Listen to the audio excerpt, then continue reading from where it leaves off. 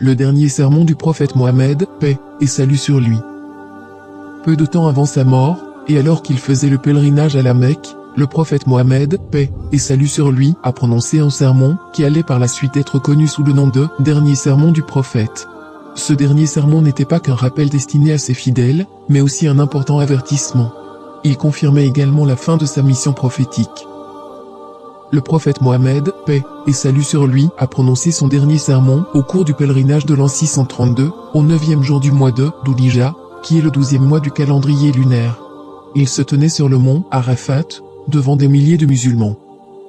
Après avoir loué et remercié Dieu, le prophète, paix et salut sur lui, a déclaré : Ô peuple, écoutez-moi attentivement, car je ne sais pas si, après cette année-ci, je serai encore parmi vous. Écoutez, donc, ce que je vous dis avec beaucoup d'attention et transmettez ce message à ceux qui ne pouvaient être présents parmi nous aujourd'hui. Ô peuple, tout comme vous considérez ce mois, ce jour, cette cité comme sacrée, considérez aussi la vie et les biens de chaque musulman comme sacrés.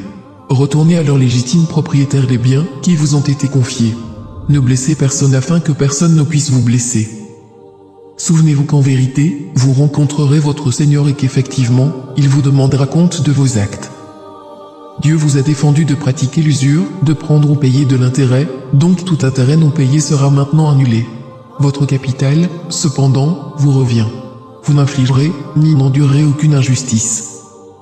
Dieu a décidé de rendre l'intérêt illicite, et tout intérêt qui était dû à Abbas ibn Abdel-Muttalib sera maintenant annulé. Méfiez-vous de Satan, pour le salut de votre religion. Il a perdu tout espoir de ne pouvoir jamais vous amener à commettre les grands péchés. Attention, donc, à ne pas le suivre dans les péchés mineurs. Ô peuple, il est vrai que vous avez certains droits à l'égard de vos femmes, mais elles aussi ont des droits sur vous. Souvenez-vous que c'est par la permission de Dieu que vous les avez prises pour épouses, et que c'est Dieu qui vous les a confiées.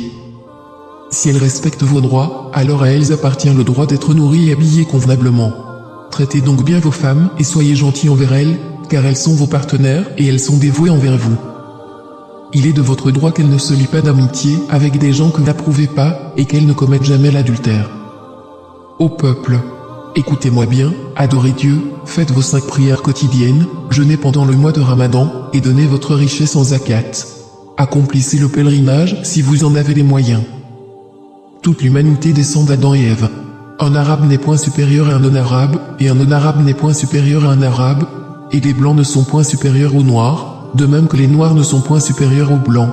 Aucune personne n'est supérieure à une autre, si ce n'est en piété et en bonnes actions.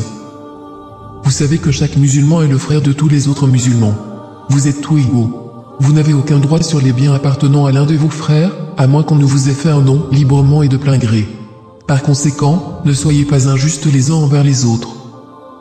Souvenez-vous, un jour vous vous présenterez devant Dieu et répondrez de vos actes. Prenez garde, donc, ne vous écartez pas du droit chemin après ma mort. Ô peuple, aucun prophète ni messager ne viendra après moi, et aucune nouvelle religion ne naîtra. Raisonnez bien, ô peuple, et comprenez bien les mots que je vous transmets. Je laisse derrière moi 2 choses, le Coran, et mon exemple, la Sunna. Et si vous les suivez, jamais vous ne vous égarerez. Que tous ceux qui m'écoutent transmettent ce message à d'autres, et cela à d'autres encore, et que les derniers puissent le comprendre mieux que ceux qui m'écoutent directement. Sois témoin, ô Dieu, que j'ai transmis ton message à tes serviteurs. C'est ainsi que le prophète, paix et salut sur lui, termina son dernier sermon et, alors qu'il se tenait près du sommet de Arafat, le verset suivant lui fut révélé,